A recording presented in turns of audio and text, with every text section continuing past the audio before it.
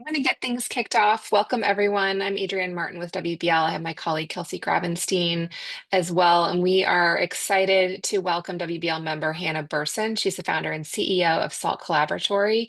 She has a webinar that she'll be leading today and is excited to share with you just a little bit of housekeeping items. We'll have about 40 minutes for the presentation with some time set aside at the end for Q&A.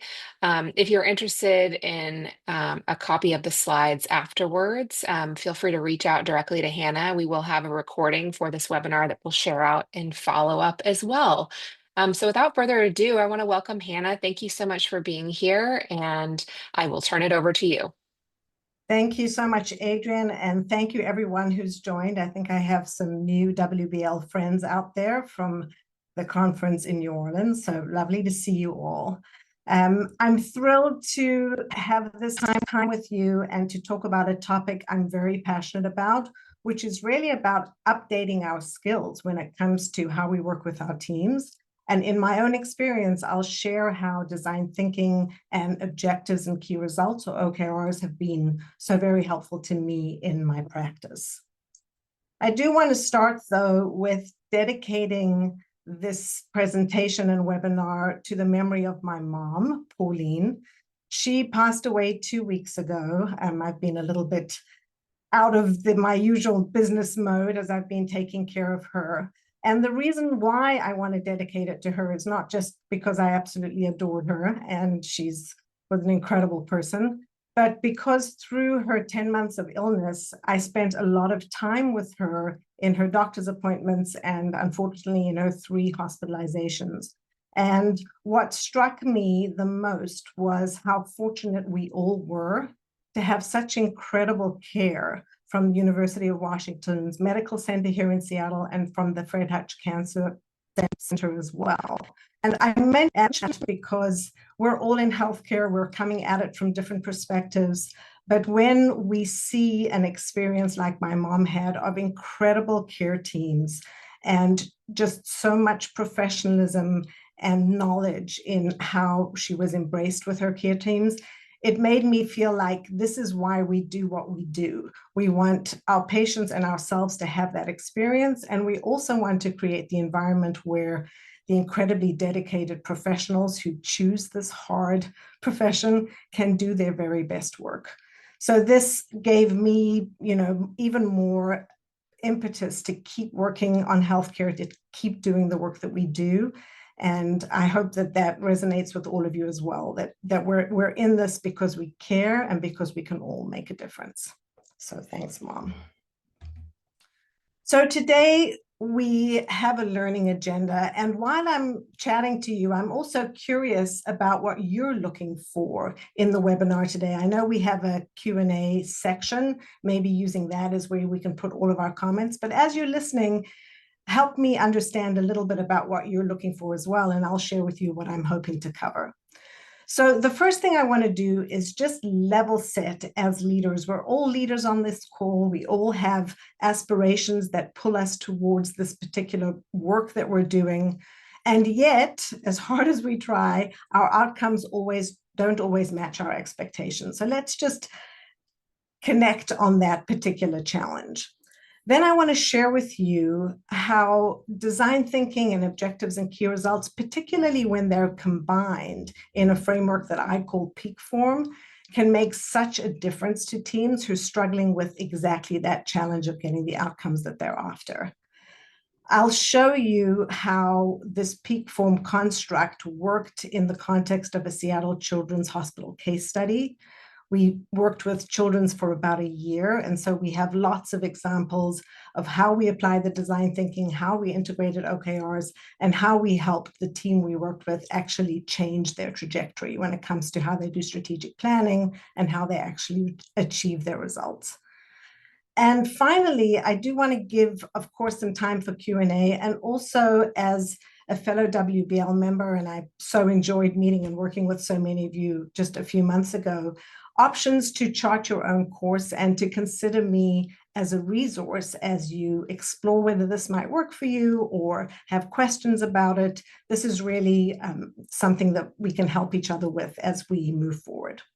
So that's the plan for today. And Adrian, if anything comes in the learning agenda, in the Q&A that's different to this learning agenda, let me know. But if we're on track, I'm going to keep going. Terrific. So first of all, I'll just introduce myself very briefly. I'm Hannah Berson. I've spent most of my career in management consulting, but also some time in industry, and actually not the healthcare industry. I spent some time in financial services when I was in banking in CIBC in Toronto. I also like to say I worked in technology. I was a director of engineering at AOL. I'm so old, I worked at AOL.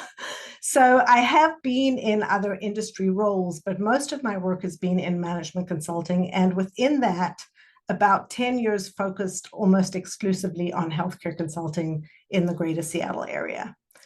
As part of that work, when I was reaching for new ways of working and ways to help my clients be more innovative, I stumbled upon literally design thinking. We'll talk more about what that is and how it works, but I was so compelled by this body of knowledge that I decided to actually go all the way and become a design thinking instructor. And so now I teach for myself, I teach for others as part of that. And about 5 years ago, I left my consulting firm. At the time I was with Point B in Seattle, and started SALT Collaboratory, which is a consulting organization. It's a training organization, a coaching organization. And over the past 5 years or so, I've had the opportunity to work with 30 plus different clients, lots of industries, lots of different countries, and lots of engagements. And you can see towards the bottom of the page the types of clients I've been fortunate to work with, which are a mix between healthcare and others in Schneider Electric, for example, in climate and heating solutions, banking, Winnebago. So perspectives from different organizations. And the reason why I share that is because the design thinking and the OKR skill sets are almost universal in their ability to help organizations and teams connect and make progress on their agendas. Some people even say reading, writing, arithmetic, and design thinking. It's one of those capabilities that can be used across industries. And if some of you are trying to place my accent and the different countries and all of that, I'll say that that was an inspiration for me when I was naming my company. SALT actually stands for all the places that I've lived and worked. So South Africa, Seattle, Amsterdam, London, Toronto, and Tel Aviv. But it also, for me, I like to cook, so did my mom. It's also what I feel can be the missing ingredient in a lot of our work. We become such domain experts in exactly the thing we're excellent at. And it's not difficult to find ourselves in a situation where we've left our leadership skills, our collaboration skills behind. And that's kind of what I want to chat about a little bit more today. So moving into that leadership conversation, when I look at these quotes and so many others from leaders around the world, I see myself in all of them, really. Sam Walton with high expectations are key to everything, or Larry Page from Google, always deliver more than expected. Nelson Mandela, very close to me, it always seems impossible until it's done. You need to bring people along in order for them to buy into your vision. So when I see these, and I imagine the same is true for you, this is how we are wired. This is what we think about when we're working with our teams. We always see the next mountain to climb. And yet, when we're doing this, we have others out there who struggle like we do. So these particular statistics really stood out to me because it helped me understand why we're all struggling and how hard it is to really close those strategic execution gaps. So organizations, almost half of them, are not meeting their strategic targets. We have C-suite executives who, on the quiet, will know that their firms are not managing to bridge that gap between their strategy and the day-to-day implementation. And those of you who are leading teams will probably admit to yourselves on occasion that quite a few of your team members don't really know how their leadership teams are even tracking their strategy execution. So if this is something that you're experiencing and you see, you're not alone. The question, though, is why is it happening? And I'm a little bit curious about that. When I've worked with my organizations and my clients, this is what I see. I see the misalignment across teams. I see the fact that people are struggling to articulate their goals, or innovation isn't happening, or competing priorities. And I'm hoping, Adrian, you can just pop up a quick poll and let me know which of these are resonating with our webinar participants today. Similarly, if you don't see your challenge here and you want to pop it in the Q&A, let's talk about what's so hard for us to do. I think you're on mute, Adrian. The top challenges to achieving outcomes. Is that correct, Hannah? That's right. Yep. Okay.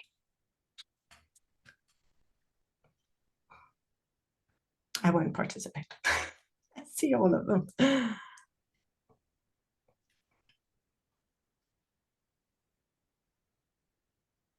Yeah, let's see what you guys are seeing out there in your organizations.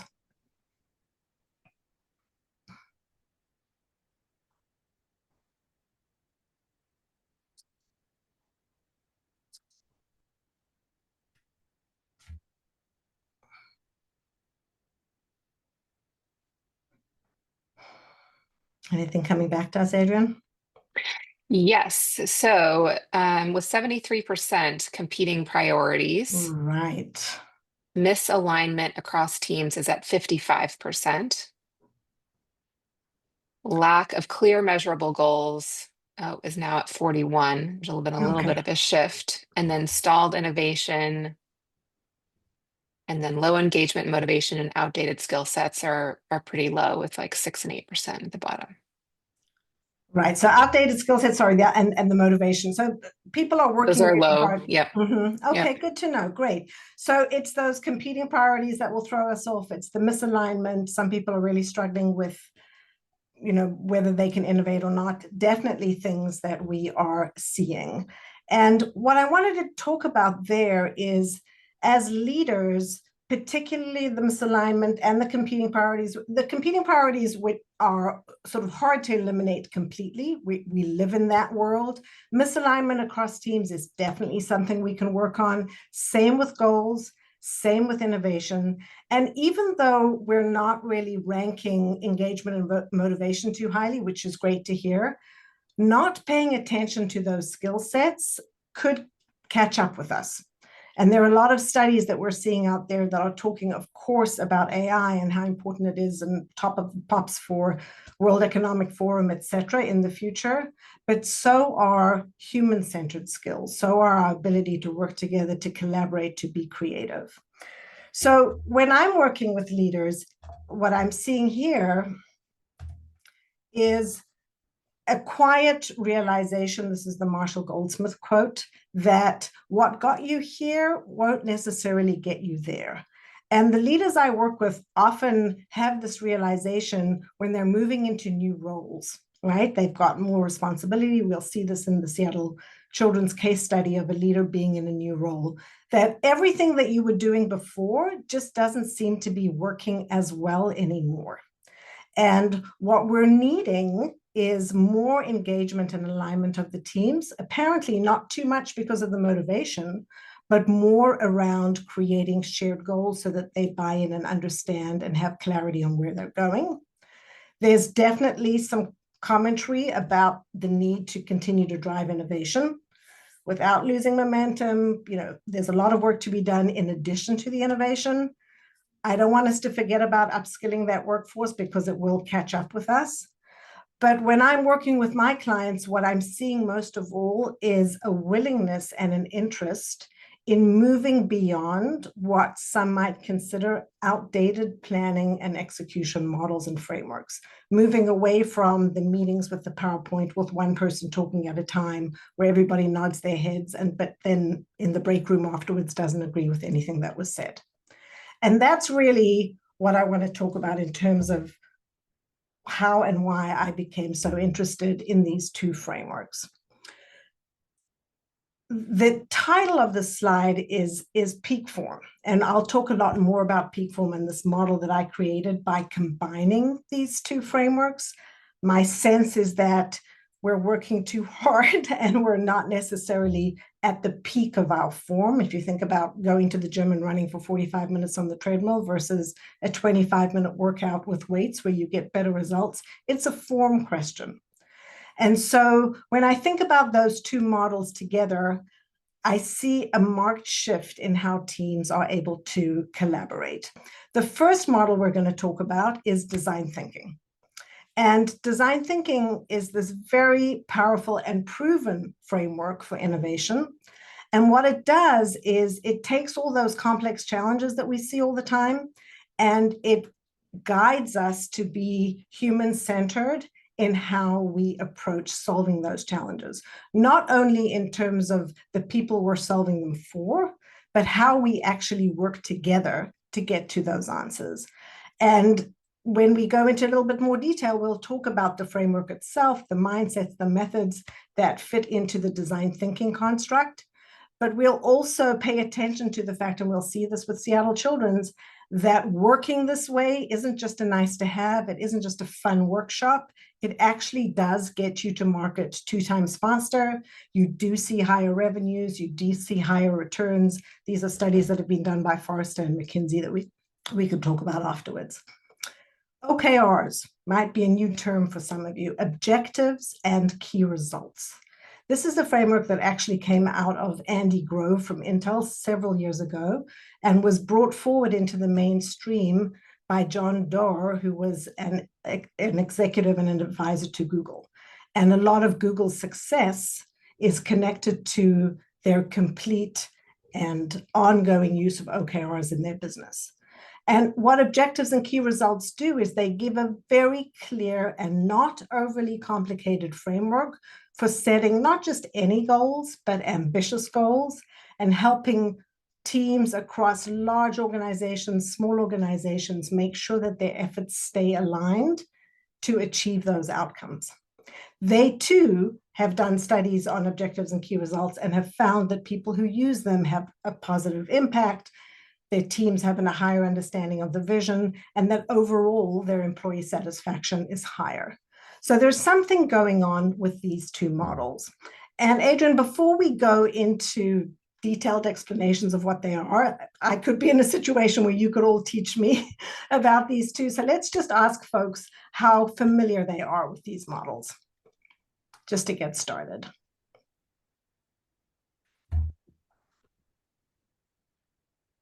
That'd be helpful for me. Mm-hmm.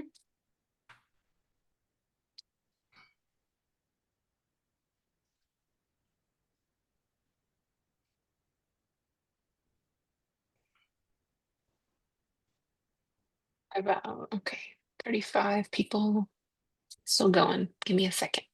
Okay. All right. Well, we've got about 38 people that have answered and 23, so 61% have said they've had some experience. They've been exposed to one or both. And then 33% or 13 out of 40 are very familiar. I've used one or both in my work.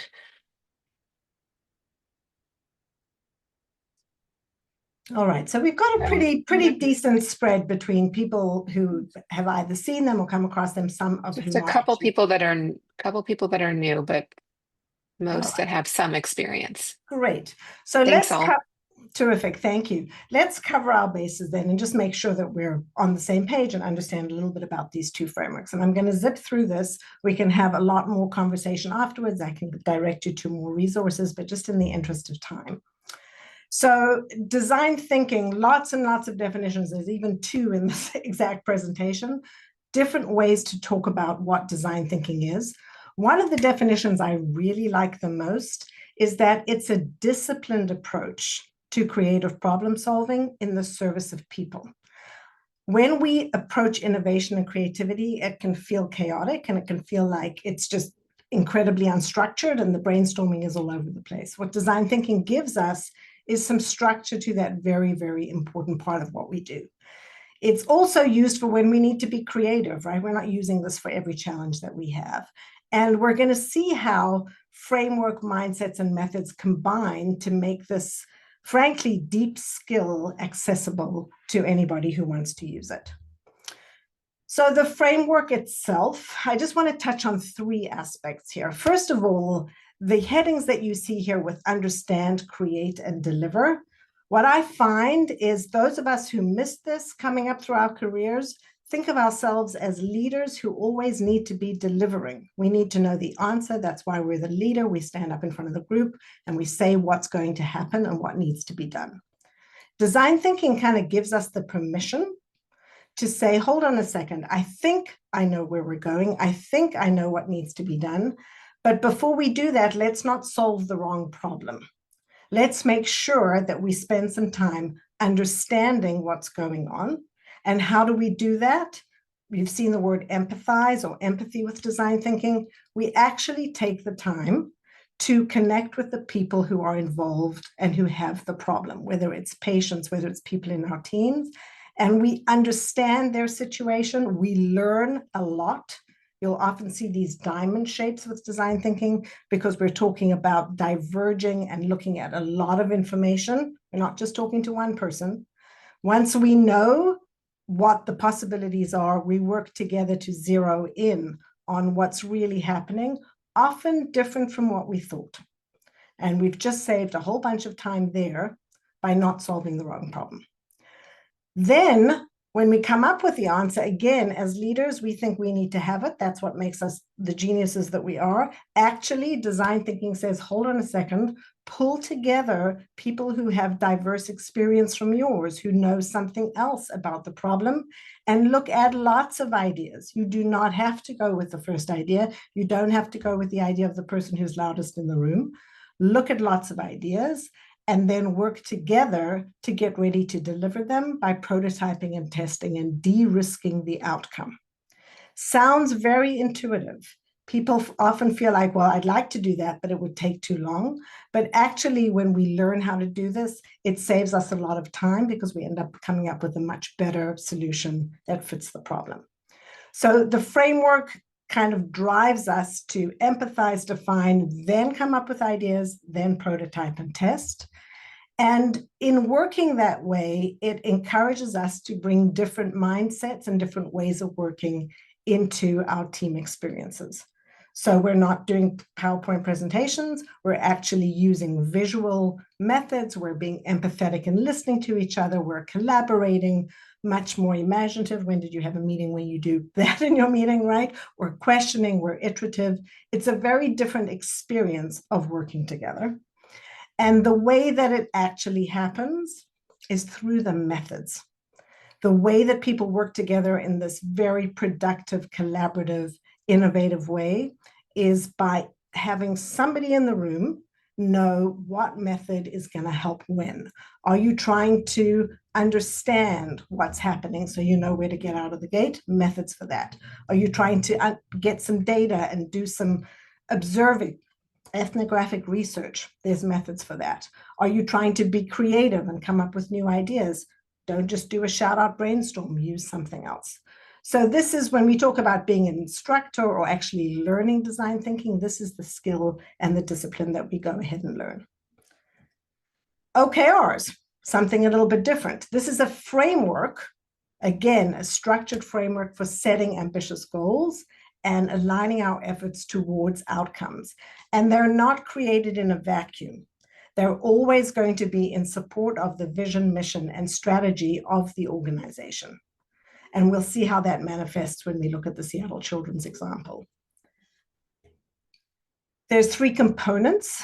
There's the objective, which is where do I want to go? What's my destination? What mountain do I want to climb? And we're going to be aspirational in setting those.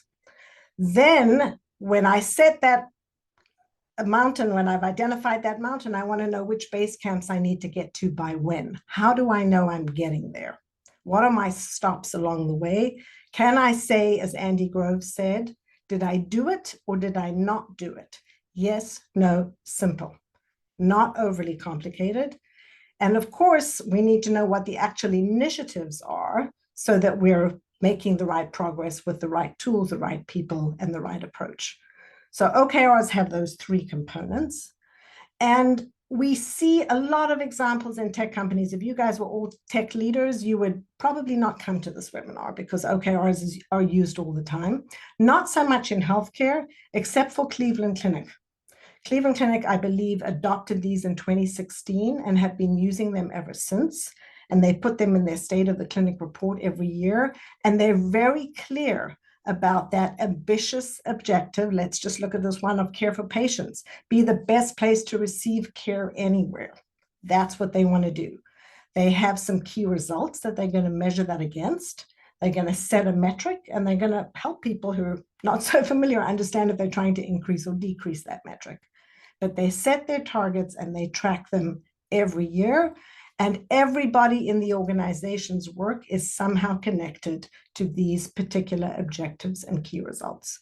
Care for patients, care for caregivers, care for community, thinking about their research, their innovation. They have made it very clear and very transparent to people in their own organizations and around the whole healthcare community, essentially around what they're trying to do.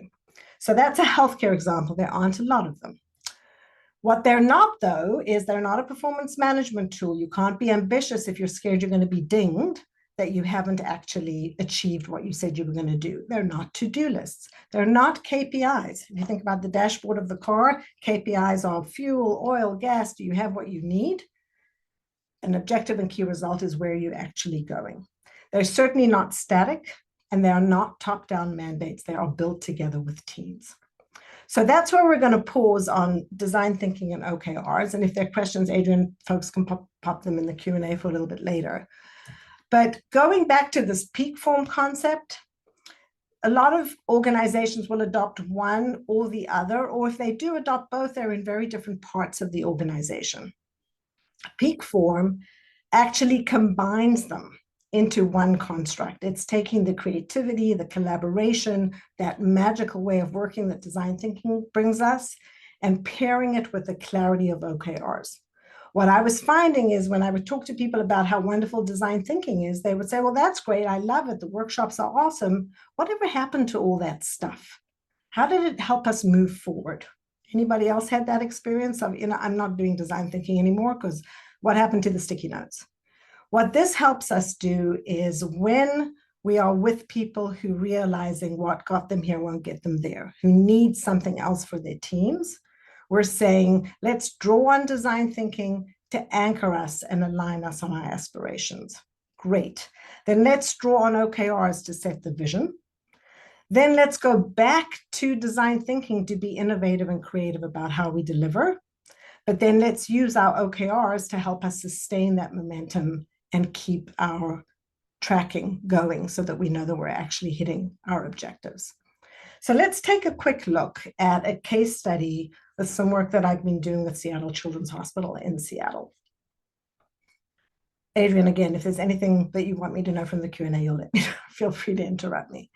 Okay, so in the Seattle Children's situation, I was working with the annual giving team, part of the foundation. So it's the hospital, the research, and the foundation. And my client had just taken over 3 new teams.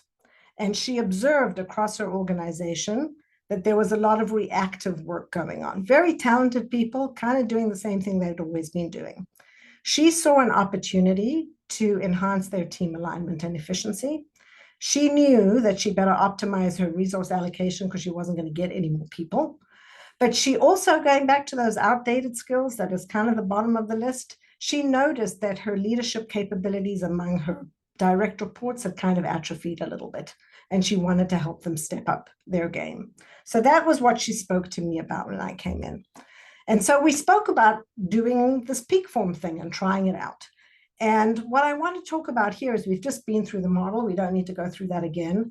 But I just want to draw your attention to, even though this work can take time, and honestly, it can be anything from a week, I'm locking the team in a room and they have bathroom breaks and lunch and that's it, to, in this particular case, around 6 months of work. But the work is episodic. And in terms of leadership time, doesn't use hours and hours and hours of long presentations and meetings. All of the interactions with leaders are in these workshop settings that we'll see. We'd never do more than 2 hours per workshop. And we're actually able to do a lot of collaborative work, keeping the team in alignment by having focused, structured workshops all the way through. So we worked together on the Peak 4 model for about 3 to 6 months. This particular team, and I encourage this with all the teams I work with, also wanted to know how to do it themselves without me, in which case I actually certified them in using Peak Form. I made sure that they were dangerous with design thinking, that they knew how to use OKRs, and they were able to take these skills to their own teams. So this was our plan for Seattle Children. Let's look at a few examples of the work. I know we're going to always bump up against time, but let me zip through what this actually felt like for the team. This is first session, maybe 15, 20 people representing the 3 teams coming together for the first time, not necessarily needing to talk about what they need to do. They knew what they needed to do. They needed to raise a lot of money to help these children. But they hadn't really sat down together to really have an honest assessment of what was working, what wasn't working, and where were the areas of opportunity. So we used a design thinking method, Rose Thorn Bud from the Boy Scouts. And what you see here, which you'll see a lot, is an opportunity for people in the session to think for themselves and have some quiet time and capture their own experience and insights that we can then pull together to see patterns. And the patterns are not what are all the positives in one bucket, this is how I used to do it, what are all the negatives, what are the areas of opportunity. Here we're looking for a theme. So for example, there's lots of blue, which is a thorn, makes you feel blue, around process, but a lot less around how they feel around their team. This was an hour and a half workshop where we were able to get a really good sense of what the key pain points were across the group.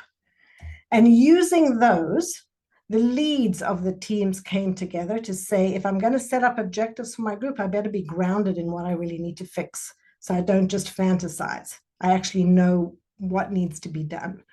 And they took the pillars of the organization, remember the vision, mission, strategy, and they created objectives for their specific teams that related to those pillars.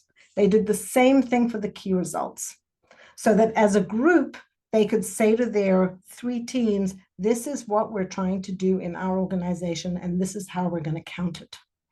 But they didn't stop there. This is not top down. So pretty much for the first time, they invited all of their team members into working sessions to really grapple with how to translate those objectives and those key results into the work that they were doing in their individual giving team, in their annual giving team, in their community giving teams. And you're seeing people here, be asked to do things they've never been asked to do before. How does your work contribute to achieving these outcomes? What we saw, I always do this at the end of a workshop just to get a temperature check. What did I like? What did I learn? What did I wish? I liked the ability to have bottom-up input on my priorities. Excellent. This one I didn't circle, but it's my favorite one. I learned I'm smarter than I think because people voted for my idea. People are coming out of these meetings feeling engaged and motivated. Not something you guys picked up on, but certainly out there. I learned we can have aggressive goals. Nobody told me that we could do so much more than we thought was possible. I want to keep going with this, right? So this is the input from the folks who are actually doing the work day to day. Now what? Now we've got beautiful objectives and key results, and we've got a lovely understanding of what's going on. How are we going to connect it to the work? Especially since we're already in the middle of doing all that, unstructured, well, I wouldn't say unstructured, but too much hamster wheel work. Let's look at all of the projects that we have, and let's now map them to the key results we just came up with. Here's our objective. Sounds a lot like the Cleveland Clinic, right? We want Seattle Children's to be the charity of choice in this greater Washington area. These are all the work and all the projects that we're doing. Sometimes they double count, but we relate them to those key results. And then we're very honest with ourselves and we say, okay, if we just kept doing what we were doing, would we get there? Well, there's some projects that are great. They're green. We love them. But there are quite a few projects where actually, if we don't work on these initiatives, we're not going to hit these very ambitious targets we just came up with. We know that we need to do better. And so in order to get to that innovation, in order to really change the work, what we had to do was pick up all of those projects that needed work, so many of them. And we had to align on which ones we were going to work on, and we had to do it together with the leaders. And this is where we pulled out another design thinking method called an importance difficulty matrix. All of us know 2x2s or 4x4s. This particular one, we build one piece at a time. We take all of those projects and we have a debate about which ones are the most important to fix. And there's argument and there's discussion and they move back and forth. But eventually we work together as a team to line them up on that x-axis in terms of potential importance. Then we freeze them in place and we ask a different question. The question is, out of all the ones we've frozen in place, which ones are the most difficult to do? Which ones take the most effort, the most investment? And we only move in one direction. The doing in two planes can make us all a little crazy. So if we do it one at a time, we can end up with a really good image of which of our projects, and you see now we're adding our quadrants, now we're adding whether they should be done in first, second, or third. When we put all of our projects together, this was the two teams together, green team and the blue and the pink team, we can see which of the projects are the most important and which are the most difficult. We can also see which are the most important and least difficult, which would make you think those would be the highest ROI. But we certainly shouldn't be working on our luxury projects, which are very difficult to do and going to give us very low lift. This was, for this particular team, the killer slide.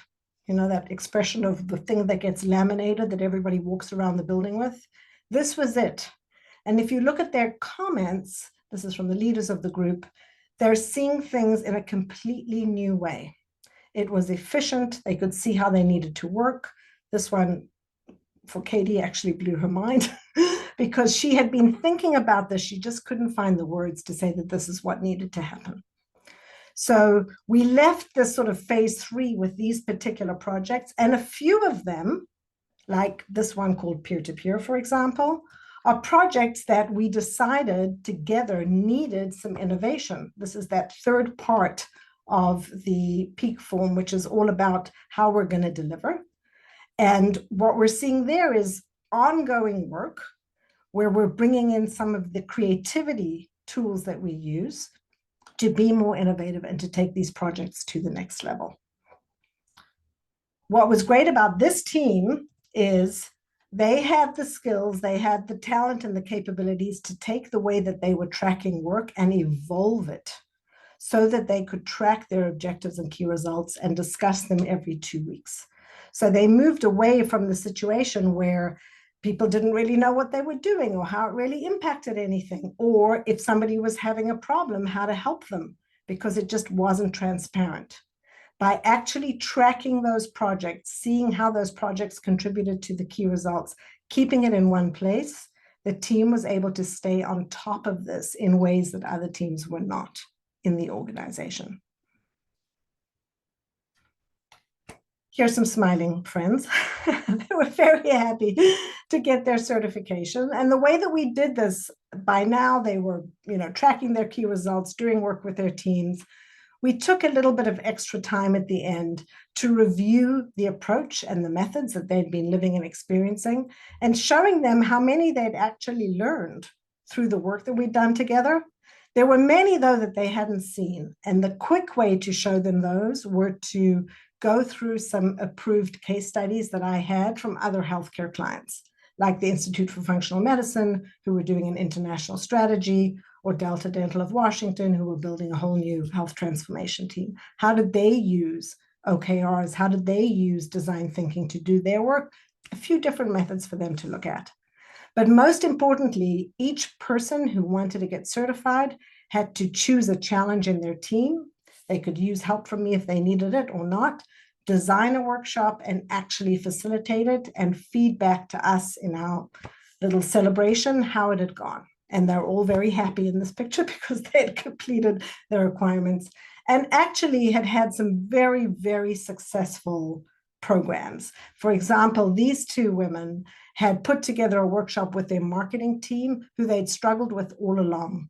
And they didn't know this, but the chief marketing officer of Seattle Children's Hospital was in that session and was blown away herself by how different this team was and how well they were able to work together and get their results. So just to wrap up, Seattle Children's is now doing their own work. These are their words, not mine, of the impacts of working this way. They can report out really quickly to execs if they need to. They don't have to spend the whole weekend trying to figure out who to talk to. They all use these methods in their meetings now. They do faster strategy development. We'll look at some numbers there. They've got much more focus on their high impact work. They still walk around with that importance difficulty matrix, and they do not work on luxury items anymore. Those directs, the leaders from, the person, my client who has her direct reports is seeing much stronger leadership from them. And that was what she was after. And they're collaborating, for example, with this marketing team in a much better way and having a lot fewer delays. This is a slide that was shared with me just yesterday from how they're thinking about demonstrating the value. Of course, they have to justify what they did. And this is just a snapshot of one of the things they found that, when it comes to annual planning, there's so many meetings and so many PowerPoint decks. And, you probably see this in your own organization. Annual planning is exciting and just excruciating as well. Because they have the structure as they go into their 2026 planning, they're seeing a big decline in the amount of time they need from executives and in the cost associated with doing that work because they have that structure and transparency that they didn't have before. So I just wanted to pause there in terms of the case study. I will say that as we go into Q&A, you might be thinking about what you want to do after spending time here. One option could be, I just want to use that importance difficulty matrix thing she did with my team tomorrow. I'd love to help you with that. You can let me know. I can share the templates with you. If you're thinking, wait a second, maybe I should know how to do this. We have training cohorts, one starting in July that we can talk about, and see whether it's something you want for your own organization or to join other WBL members. I'm doing some work with Laura Saber on that in the Catalyst Her group that she started. Alternatively, some leaders that I work with don't have time to learn it, don't have time to try it themselves, and just need some sort of customized program. And going back to what I said earlier, I just want you to think of me as a resource, as somebody who can help you set up your own, or if there's an opportunity to work together, happy to do that as well. And then just finally, we all have each other's information. So it's not hard to find each other, but I'm, of course, on LinkedIn, and that's my email if you want to reach out directly. There's some other webinars with clients on YouTube. There's lots on the website. So just happy to share and help you think about any of these challenges for yourselves. Adrian. Amazing. Thank you so much, Thank Hannah. you. That Zip was through. really enlightening, inspiring to see the takeaways and finished results with Seattle Children's. That's really awesome. A couple questions came in. Sharon asked, how long does it take to be certified in peak go form? ahead. In peak form. Yeah, so the certification program, the way that I like to think about it is more of a collaboration over time. I would say we would be working together for up to around 6 months. The first part of the program would be introducing you to methods, introducing you to the objectives and key results framework. Ideally, we would learn in those sessions through some case studies and examples, but I want to make sure that everybody in the cohort has an opportunity to try to bring it into their own work, to have support as they try, demonstrate that they've tried, which will help earn that certification. But we can be flexible. I just wouldn't want, this is, like I said earlier, it is a deep skill. There's a lot of, these are university level courses, master's level courses. So we want to try to truncate it so that it's the work that we need and the information that we need to help our teams. But I would not want to put it out there and disappear. So the certification program includes support. Wonderful. Jennifer also had a question kind of halfway through. Have you found value in using tools like 15.5 to support OKRs, feedback loop, and celebrating success? I think I'm trying. I know I've seen 15.5. I'm going to have to remember what it is, but It's like a performance management type. right. And I think that it's important to treat all of these as tools that can be customized to your own needs. So if you're using something, somebody might be asking about AI, or there's ways to integrate a lot of these other capabilities into this kind of work. So 15.5, I'd have to look at again. I don't want to speak about something I don't know, but AI, for example, what people are finding with AI and design thinking is that it can be better, sadly, at coming up with creative ideas, but it doesn't know how to choose the idea that's right for the situation. So we can think about AI as another team member, but we still need to work with our teams and come up with the structure and the needs ourselves so that we can match them to the problem space. I think that kind of piggybacks on Deanna's question. How does AI play into the design sessions along with human input, as well as changing the build test to test build? And she Yeah, said very often colleagues are using AI real time during meetings. I think that that's going to be part of our lives going forward. And the experiments that I've seen have been exactly as I've said, where if AI is another member of the team coming up with sticky notes with ideas, I wouldn't be surprised if some of those ideas were actually better or more interesting. But choosing that right idea for the situation is still on us. Introducing one of the methods for ideation, for example, is come up with lots of ideas. A design thinking method is something called alternative worlds, where we would say, okay, we've been thinking about this problem in the context of our organization. It's a problem about customer service or efficiency or design or whatever it is. Let's pretend we work for Apple and we have the resources and the capabilities of Apple to deal with this particular challenge ourselves. How would our answer change? I'm not sure that AI would know to ask that question and to direct our thinking in a different way. So it's a partnership rather than one or the other, but definitely a lot that AI can do to help us move more quickly through this. And just to piggyback on those two, Megan asked about a platform that you would recommend to manage and make OKRs accessible digitally. So there are actually many vendors in the market, and we can talk about this offline a little bit because I don't want to promote one over the other. But the team that I was working with, for example, happened to really like Smartsheets and have a lot of capabilities internally to build them. Other teams, and certainly organizations that are doing OKRs on a more expansive basis, are going to be using various software tools, and there are several out there. So if people want in some notes, I can share. And I think it's just a question of what works best for you and what your organization wants to do from a budget perspective, et cetera. But there's no need to reinvent the wheel on any of this. There's lots out there already. Perfect. Jasmine has her hand raised. I also have another question that came in earlier in your presentation. Is it for an organization that is shifting strategies, maybe even sometimes quickly, how do you then change your OKRs quickly to go alongside that? So one of the things that we saw very early on is that OKRs are not static. And if you have good fluency in how you set up your OKRs and you understand that relationship with them, they can actually be really helpful when you're needing to pivot. Because people, first of all, have input into what the new objective should be. It doesn't come from nowhere.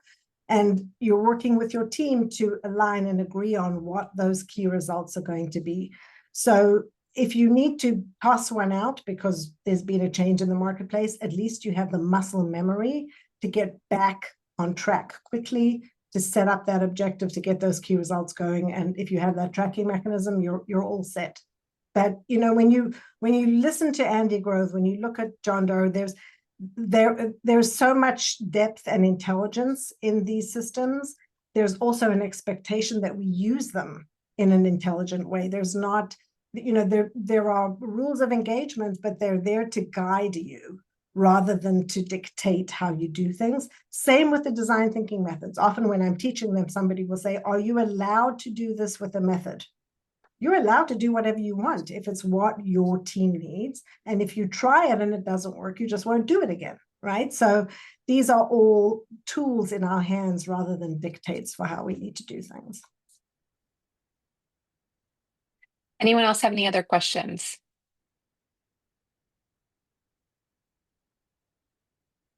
Group was really engaged. Thank you, Hannah. Oh, great. No, I'm very happy to hear it. And like I said, if folks are interested in the materials or other resources, or just want to have a chat about, I think this is useful or I don't think it's useful. I'm still new in the WBL community, always happy to have a chat with a sister. That's Learn a little awesome. bit more about what you guys are doing and help check my own thinking on whether this is something that we should keep going with.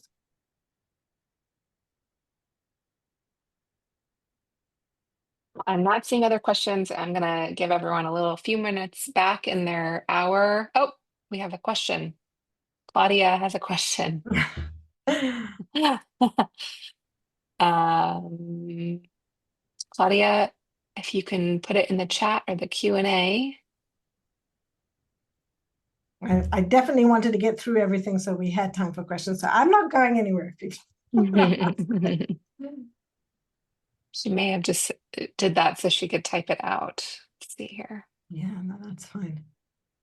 I think there's, for folks who are interested, there's lots of online information about what Cleveland Clinic has done with them. Design thinking, like I was saying earlier, pops up in healthcare organizations, but often, it's the purview of the innovation team or the product team. And what I discovered as a consultant is that this way of working is so powerful and so much better than the way many of us are working. It's more fun, it's more productive, it's more insightful, that it's a skill set that some organizations actually are recognizing should be spread across the organization and not kept just for the product or user experience. Okay, she said, how do you see this relate to A3s and lean potion planning? I might have that wrong. No, she's okay. right. So, yeah. so I think that certainly A3s are trying to get at something similar, right? Trying to give structure to strategy. I think, and A3s do it very well in terms of showing how the plan is going to evolve for the year. So I think that they have the OKR flavor to them. The thing that I wonder a little bit about for A3s is how that information got onto the page. Where did it come from? Did it come from the team leads? Did it come from team leads with active input from those they're working with, right? OKRs are not just about, what's my structure and plan and metrics. It's more about, hold on a second, are we being as ambitious as we can possibly be? Have we said we want to be the top fill in the blank, right? I don't know if you'll see that necessarily. You may on an A3.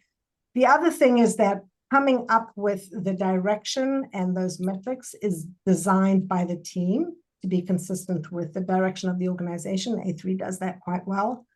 But how we come up with those initiatives, again, maybe people are doing design thinking and all of that in the background, but what I sometimes find is that the format is there and the box are checked, but it's the how the work got done that could be different if we're integrating philosophies from OKRs and if we're building those plans and the projects using the most creative thinking we have, like design thinking. So again, I don't think it's one or the other. I don't think that, any one takes care of everything. I think we get to play with the ones that work for us and, build your own peak form, come up with your own example of how your A3 integrates with other constructs and methods that could be helpful. There's some further comments. Yeah, further comments in the chat. That was very helpful. One other question came in. Have you come across any companies whose culture is very hierarchical, embrace design thinking? You know, I have, and it's because we don't, in those situations, ask for permission, right? Some companies are allergic to terms like don't talk about design thinking or I hate OKRs. So we don't have to use the words. And if somebody says to me, I'm very hierarchical, I want to do this program and you want to work with me, this is how we're going to work. This is what the session looks like. Don't have to name it. It's just we do this first and then we do that and then we do something else. And we just slip it in, really. But what I have found, I think I've only been in one session ever where an executive has said, I don't want to do this. And she walked out the room, but she was the one who ended up missing out because, the CEO of Delta Dental and all the others, somebody who was even ex-Amazon, rolled up their sleeves and did the work. And I think, people who work with folks, for example, from Amazon, where their philosophy is a PRFAQ. I have the book here somewhere, working backwards, right? They don't use design thinking. They don't use OKRs. They use working backwards. But if you understand what working backwards really says, which is I'm writing a press release for the future, for this thing that I built that's going to be amazing. How did they come up with that idea? How did they make sure that when they present that to executives that it's actually going to work? They probably used something like design thinking. How did they get so ambitious? In the back of their minds, they were probably thinking about OKRs, right? So, when we've been around the block with these methods, we know when to use the term and when not to, and how to weave them into sessions that are going to work for these executives. The last thing I will say, though, is in these hierarchical organizations, sometimes the best way to get a foothold, and I used this once in a LinkedIn post, and somebody asked me if I'd seen Silicon Valley. But instead of going top down, excuse me if you've seen Silicon Valley, I feel like I work middle out, starting with a senior director, not the chief. For example, Seattle Children's was a senior director. Now we're having meetings with the chief development officer because we've proven that it can work with, the middle section of the organization. So we don't always, when we're trying to work differently, especially if you're in one of these leadership roles, we do the work, prove that it does work, rather than, again, asking permission. You're just doing great work with your team. That's it. I love that. Well, we're going to close up for this session. Hannah, thank you again so much. Really grateful for you attending the summit and engaging other fellow members, and for everyone who attended today. Excited to continue this conversation offline and share the recording with everyone and keep us in the loop on what comes from this and where design thinking goes in your organization.